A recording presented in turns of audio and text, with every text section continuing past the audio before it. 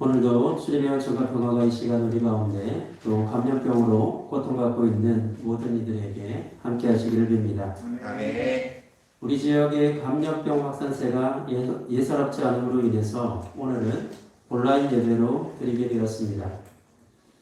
힘든 시기일수록 삶의 사소하고 작은 부분들에 주목해서 그 속에 깃든 소중하고 아름다운 것들을 발견해낼 수 있어야 합니다.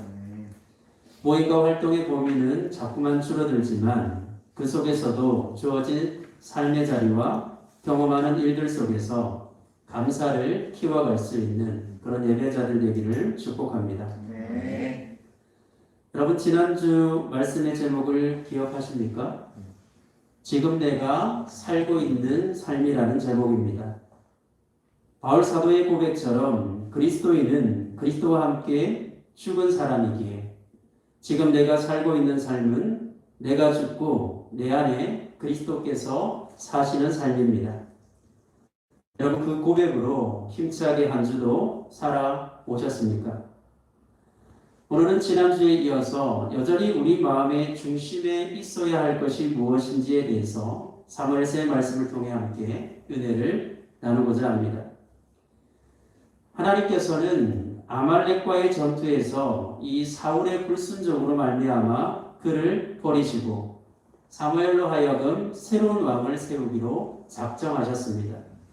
아말렉을 진멸하라 했을 때 사울은 여러 가지 부분들로 인해서 진멸하지 않았던 것이죠.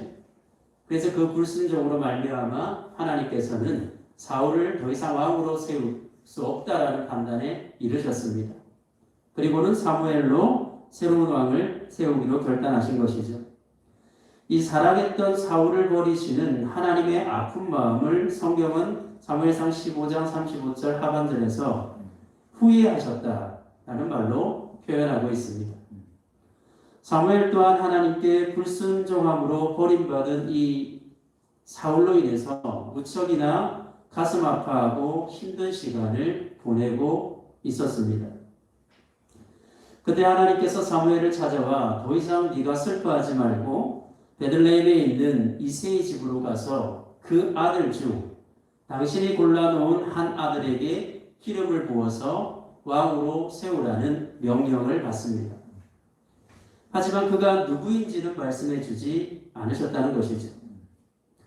하나님의 명령을 들은 사무엘은 곧바로 간 것이 아니라 이 명령을 딱 듣고는 사무엘이 하나님께 다시 아뢰입니다. 사울이 이 소식을 들으면 자신을 죽일 거라는 거죠. 그래서 그런 고민을 하나님께 토로합니다. 그러자 하나님은 그 어려움을 해결할 방법을 자세하게 알려주십니다. 너는 암송아지 한 마리를 끌고 가서 주님께 희생제물을 바치러 왔다라고 말하여라. 그리고 이새를 제사에 초청하여라. 그 다음에 해야 할 일은 내가 거기에서 너에게 알려주겠다. 너는 내가 거기에서 일러주는 사람에게 기름을 부어라. 이렇게 말씀해 주십니다. 여러분 이 대목이 참 좋지 않습니까? 저는 하나님과 사무엘의 대화에서 사귐의 영성이 무엇인지를 배웁니다. 마치 아주 친밀한 사이로 대화하는 분위기가 연출되고 있습니다. 하나님은 사무엘의 슬픔에 깊이 공감하시면서도 그 슬픔을 떨칠 수 있도록 새로운 사명을 사무엘에게 부여해 주시고 계시죠. 그리고 사무엘은 그 새로운 사명을 받는 과정에서 자신의 고민과 어려움을 있는 그대로 하나님께 다시 토로합니다.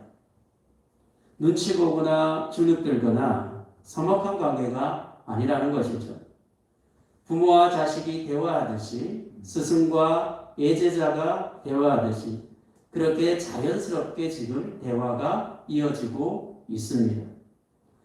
사무엘은 하나님과의 사귐을 늘 깊이 가지는 깊은 영성의 소유자였음을 우리는 알 수 있습니다.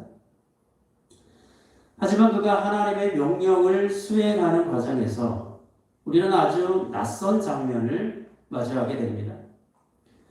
하나님의 명령을 받은 사무엘은 아픈 마음을 추스르고 하나님의 말씀에 순종함으로 새로운 왕을 세우기 위해서 베들레헴으로 향했습니다. 이스라엘에서 가장 존경받는 선지자요 마지막 사사였던 사무엘이었습니다. 그렇기 때문에 이 사무엘이 베들레헴의 작은 마을에 도착했다 이 소식을 듣자 그 마을의 장로들이 긴장된 마음으로 나아와서 그를 맞이했죠. 사무엘은 이 장로들에게 좋은 일로 내가 왔다라고 말하면서 몸을 성결하게 한 뒤에 자신과 함께 준비한 제물을 가지고 가서 하나님께 제사를 드리자 이렇게 권면합니다. 그리고 이새와 그의 아들들도 이 제사에 초청하게 되죠. 사무엘이 가장 먼저 본 이새의 아들은 엘리야베였습니다. 그리고 그를 보면서 속으로 오늘 6절에 기록된 대로 주님께서 기름 부어 세우시려는 사람이 정말 주님 앞에 나왔었구나 이렇게 마음속으로 생각하게 되는 것이죠. 그 사무엘의 마음의 생각을 지금 기록해 놓고 있습니다. 이 말이 뭐냐 하면 지금 엘리야를 딱 보고는 저 사람이 분명 하나님이 기름 부어 세우실 왕이다 라고 말했던 것이죠. 그 확신에 찬 말입니다. 근데 좀 이상하지 않습니까? 사무엘에게 주신 하나님의 명령은 기름을 부어 세울 왕은 그때 내가 그 현장에서 너에게 알려주겠다라는 것이었죠. 누구라고 특정하지 않았습니다. 그때 가서 내가 직접 얘기해 주겠다는 것입니다. 아직 하나님이 정해놓은 사람이 누구인지 알 수가 없는 것입니다. 그런데도 사무엘은 엘리압을 보고 스스로 확신해서 지금 확신에 찬 마음을 가졌던 것이죠. 깊은 믿음의 영성을 소유한 사람답지 않는 모습입니다. 그가 하나님의 명령을 잘 알지 못해서 실수로 그런 생각을 했을까? 그렇게 보기에는 하나님의 명령을 따라 평생을 진실하게 살아온 그의 믿음을 생각하면 그럴 가능성은 적습니다. 정확하게 하나님의 말씀이 무엇인지를 알고 있었다고 보는 것이 더 타당하죠. 그렇다면 왜 사무엘은 하나님이 그때 가서 가르쳐 주시겠다는 말씀을 따라 기다리지 않고 섣불리 판단한 것일까요? 그것은 자신의 옛 경험이 하나님의 말씀을 앞섰기 때문입니다. 여러분, 경험의 중요성을 우리가 강조할 필요가 있죠. 경험이 참 인생에서는 중요한 것입니다. 이 경험의 중요성을 우리가 부각시킬 때도 있지만 동시에 경험의 위험성도 있음을 우리는 알아야 하는 것입니다. 사무엘은 이스라엘의 첫 번째 왕 사울에게 기름을 부어 왕으로 세운 경험을 가지고 있습니다. 그때 성경은 사울에 대해서 사울은 용모가 준수하고 키가 매우 컸다라고 9장 2절에 기록되어 있습니다. 근데 놀랍게도 지금 사무엘 앞에 선 엘리압의 모습이 어땠습니까? 잘생긴 외모와 큰 키를 가지고 있었습니다. 그것을 우리는 7절에서 지금 하나님의 꾸짖음에서 유추해서 알 수 있는 것이죠. 사울을 세운 경험이 그대로 지금 엘리압에게 적용되고 있는 겁니다. 여러분, 이 경험의 위험성이 발생되는 지점이 어디냐? 그거는 나의 경험이 하나님의 말씀보다 앞선 판단의 기준이 될 때입니다. 하나님의 말씀보다 내 경험이 훨씬 앞서서 판단의 기준으로 작용할 때 경험은 위험하게 되는 것이죠. 사무엘은 지금 그러한 위험성에 노출되어 있습니다. 그때 하나님께서 사무엘의 이 마음을 정확하게 보시고는 이렇게 말씀하시죠. 그의 용모와 키를 보지 말라. 내가 이미 그를 보려노라. 내가 보는 것은 사람과 같지 아니하니 사람은 외모를 보거니와 나 여호와는 중심을 보느니라. 이렇게 말씀하고 계십니다. 이 말씀 앞에서 사무엘은 적지 않은 충격을 받았을 것입니다. 자신의 지금 신앙적인 경험과 하나님의 말씀이 충돌을 일으키고 있기 때문이죠. 충분히 예전에 내가 경험해온 하나님의 그 은혜를 하나님의 말씀들과 비교해 보면 지금 오늘의 이 하나님께서 하시는 명령의 말씀과는 충돌을 일으키고 있는 것입니다. 문제는 이러한 충돌을 일으키는 신앙적 경험 앞에서 우리가 하나님의 말씀을 따르기가 쉽지 않다는 것입니다. 경험은 언제나 우리에게 가장 우선되는 판단의 기준으로 작용할 때가 많습니다. 경험이 하나님의 뜻보다 앞서지 않으려면 늘 판단이나 결정에 있어서 하나님의 뜻을 우선적으로 엿듣는 그런 훈련을 지속적으로 해야 합니다. 훈련하지 않고는 우리가 경험이 말씀보다 앞선 판단의 기준이 되는 것을 막을 방법이 별로 없습니다. 모든 우리의 사고의 기초는 경험을 통해서 형성되는 것이거든요. 그러니까 내가 이런 것을 경험해 봤어. 내가 예전에 이렇게 하나님의 이런 은혜를 경험했어 라는 것이 지금 오늘의 어떤 현상의 판단의 기준이 될 때가 많죠. 그렇죠?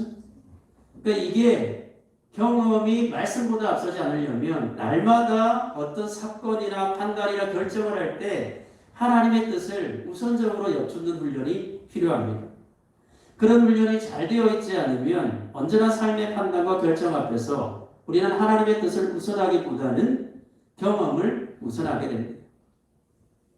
그리고 경험이 늘 우선되면 하나님의 말씀과 뜻까지도 어떻게 됩니까? 자신의 경험에 끼워 맞추게 되는 것이죠.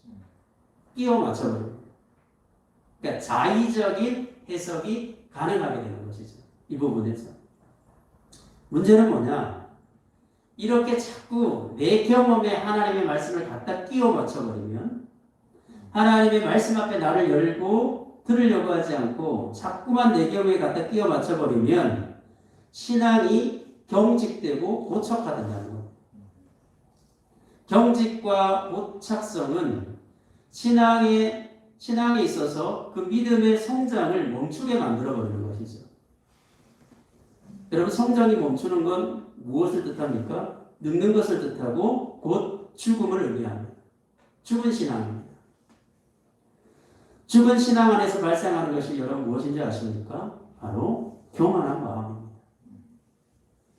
이 교만한 마음은 우리가 말씀 안에 넉넉한 어떤 신앙의 여유를 가지고 생명력 있게 자라고 있다라고 있는 것을 말해주지 않는 것이죠. 교만한 마음은 내 신앙이 자라지 않고 있구나. 이것을 이야기해 주는 겁니다. 교만한 마음은 자기 중심성을 강화시키게 되고 견고하게 만듭니다. 지난주에 있어서도 계속해서 우리가 자기 중심적인 것을 지금 이야기하고 있는 것입니다. 이 자기 중심적인 사람일수록 늘 남에게 인색하고 폭력적인 경우가 크죠. 그들은 늘 남을 자기 경험에 비춰서 쉽게 판단하고 비난하게 되는 겁니다. 여러분, 이 모든 것이 말씀보다 경험이 우선시 될 때 나타나는 위험성이죠.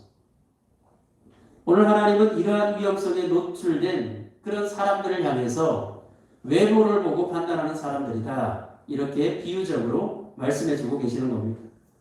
세상의 판단 기준은 무엇입니까? 외모라는 것이죠. 겉모습이라는 겁니다. 문제는 경험이 우선시되면 신앙을 가진 사람도 깊은 믿음의 소유자라고 할지라도 판단의 기준이 이 세상 사람들과 똑같이 겉모습이 된다는 것이죠. 오늘날 직업이 무엇인지 그 사람의 또 삶의 정도가 어떤지를 보고 우리는 그 사람이 어떤 사람이라는 것을 평가하는 겁니다. 돈과 지위와 명예와 그런 권력들을 바라보면서. 그게 교회 안에도 만연해 있죠. 여러분은 어떤 것을 보고 사람을 판단하십니까? 어떤 기준을 가지고 사람을 판단하십니까? 안타까운 것은 뭐죠? 오늘날 모든 판단의 기준이 돈이 되어 있지 않습니까? 이 돈을 잘 벌면 저 사람의 인격이 어떠하든 문제가 있든 그런 것이 크게 부각되지 않습니다. 훌륭한 사람이에요. 돈 잘 버는 사람이 훌륭한 사람이에요. 그런 걸로 보면 우리가 좀 과거에 우리의 선조들의 모습들을 보면 돈을 잘 버는 사람이 훌륭하다고 말하지는 않았습니다. 어떻게 보면 굉장히 천박한 것이죠. 사실은 돈이 되게 중요한 것 같지만은 사실 돈으로 할 수 있는 것이 많지만은 돈으로 할 수 없는 귀한 가치들이 훨씬 우리의 인생에서는 많다는 것을 자꾸 자각시켜야 되는데 오늘날 우리 이 주일학교 친구들도 마찬가지고 학생들도 마찬가지고 또 젊은이들하고 얘기해 보면 모든 것이 사실은 돈 버는 것에 집중되어 있거든요. 그만큼 삶의 환경이 어렵다라고 우리가 이해할 수도 있겠지만 근데 참 위기감을 느낍니다. 모든 판단의 기준이 돈이 되어가는 이 현실. 여러분 그렇지 않습니까? 근데 어디서 더 위기를 느껴야 합니까? 신앙을 가진 사람들조차. 바른 믿음을 가지고 하나님의 뜻을 알고 있다는 사람들조차도 그 겉모습이 판단의 기준이 되고 있다는 것이죠. 하나님은 그렇지 않다라고 말씀하십니다. 무엇입니까? 우리는 겉모습을 보고 판단하지만 그러나 하나님은 뭘 보신다고요? 중심을 보신다는 거예요. 중심을 보십니다. 하나님은 중심을 보시고 그 중심을 따라 판단하십니다. 중심을 본다는 건 뭡니까? 사람의 경험에 근거하지 않는다는 것이죠.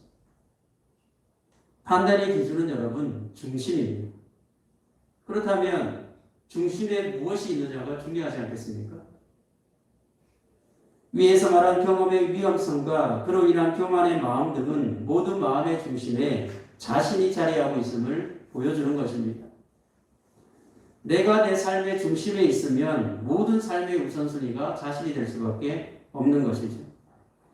오늘 사무엘이 하나님의 음성에 자신의 신앙적 경험을 모두 내려놓고 그 말씀에 귀를 기울이지 않았다면 어떻게 되었겠습니까? 하나님 말씀하시잖아요. 너는 사람의 외모나 큰 키를 보지 말라고. 이미 내가 그를 버렸다. 이렇게 말씀하시잖아요. 그런데 사무엘은 마음속에 생각했지 않습니까? 엘리압을 보고 이 사람이 바로 기름 부을 자. 그래서 영상을 가졌을 때 묻겠죠. 하나님 도대체 무슨 말씀을 하십니까? 제 경험에 비추어 봤을 때 또 이전에 하나님 말씀하신 그런 어떤 은혜의 역사를 비추어 봤을 때는 큰 키와 용모를 가진 제가 생각한 이 사람이 하나님이 선택한 사람이 맞다라고 말할 수밖에 없습니다. 제 생각에는 이 사람에게 기름 붓는 것이 합당합니다. 이렇게 충분히 얘기할 수 있는 겁니다. 그랬다면 어떻게 됐죠? 사무엘은 자신의 사명을 완수할 수가 없었을 것입니다. 그러나 사무엘은 잘 아시는 대로 말씀을 경청할 줄 아는 사람이었습니다. 여러분 사무엘이 어렸을 때 늘 제사장이 가르쳤던 것도 있죠. 주여 말씀하십시오. 주의 종이 듣겠습니다. 그러니까 늘 경청의 길을 가졌던 사람입니다. 그렇게 중심을 보신다는 하나님의 말씀을 들었을 때 그는 이렇게 반문한 것이 아니라 지금 내 자아가 내 마음 중심에 있음을 깨닫게 되는 것이죠. 그래서 그는 자신의 그 견고한 자아를 깨트려 버렸습니다. 회개를 통해서 내려놓음을 통해서 자아를 자신의 중심에서 몰아내 버렸죠. 그러니까 나를 비워내니까 내 마음에 유연한 수용성이 생겨난 것입니다. 그때 하나님은 바로 그 넉넉해진 마음에 들어오시게 된 것입니다. 주님께서 마음의 중심에 들어오시자 어떤 변화가 일어났습니까? 모든 것이 그분의 마음을 기준하여 조율되어졌습니다. 그의 마음은 말씀에 더 깊은 순종으로 나아가는 마음으로 변화되어졌다는 것이죠. 더 이상 나의 경험이 말씀과 충돌되는 것이 아니었습니다. 그 경험을 버리고 나니까 하나님의 말씀이 오늘 지금 이 시간 새롭게 나를 움직이시고 변화시키는 것을 느꼈다는 것이죠. 여러분 은혜도 오늘의 은혜가 되어야 합니다. 지금 여기에서 누리는 은혜가 굉장히 중요한 것입니다. 과거에 내가 이런 은혜를 받았는데 그래서 과거만 기억하고 있다면 오늘 내가 받는 은혜, 오늘 지금 여기에서 말씀하시는 하나님의 은혜를 우리가 깨닫지 못할 가능성이 큰 것이죠. 그리고 과거만을 계속 가지고 이야기하다 보면 그게 바로 오늘 사무엘이 범한 것처럼 경험의 위험성으로 작동할 가능성이 크다라는 것입니다. 여러분 겉모습이 아닌 중심을 보시는 하나님의 마음에 조율되어진 후에 사무엘은 자신의 사명을 아름답게 완수할 수 있었습니다. 그의 태도는 완전히 바뀌었습니다. 8절부터 나타내는 그의 태도를 여러분 한번 보십시오.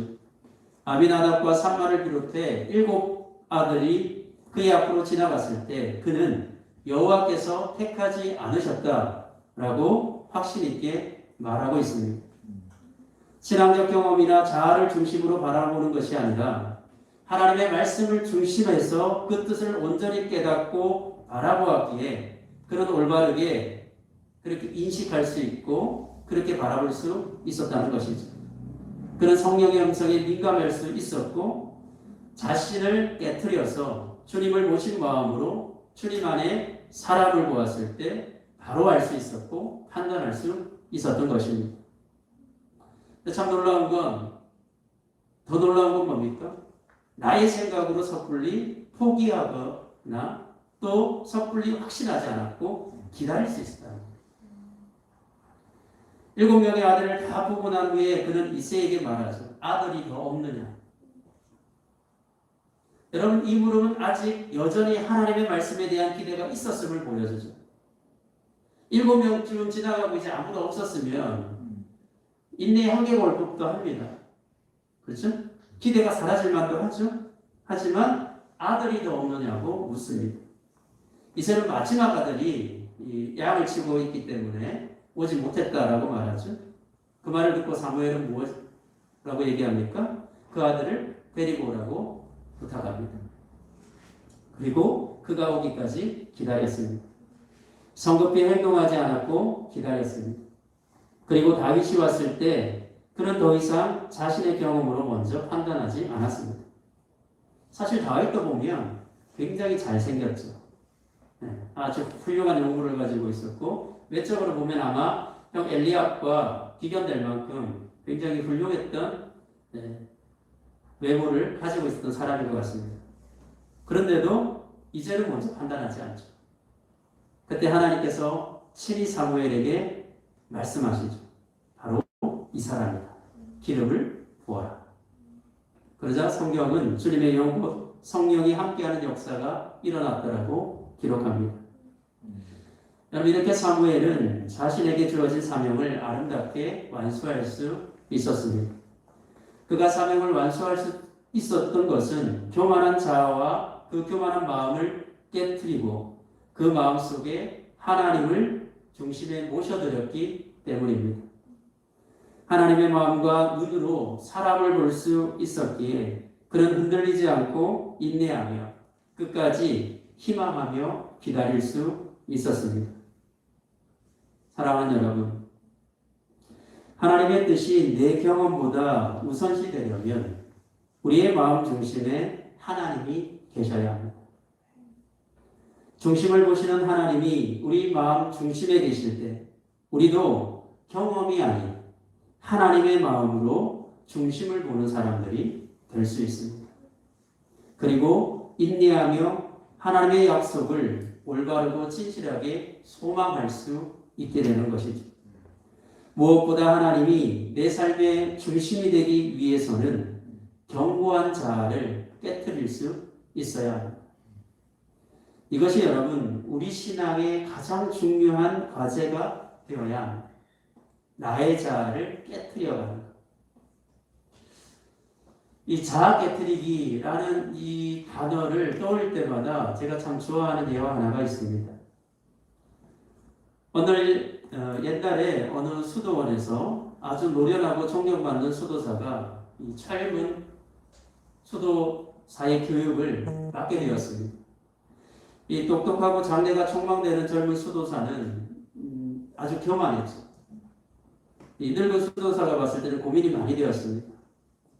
어떻게 하면 저 젊은 수도사를 좀 상처 주지 않으면서도 자신의 교만함을 좀 깨닫게 할 수 있을까?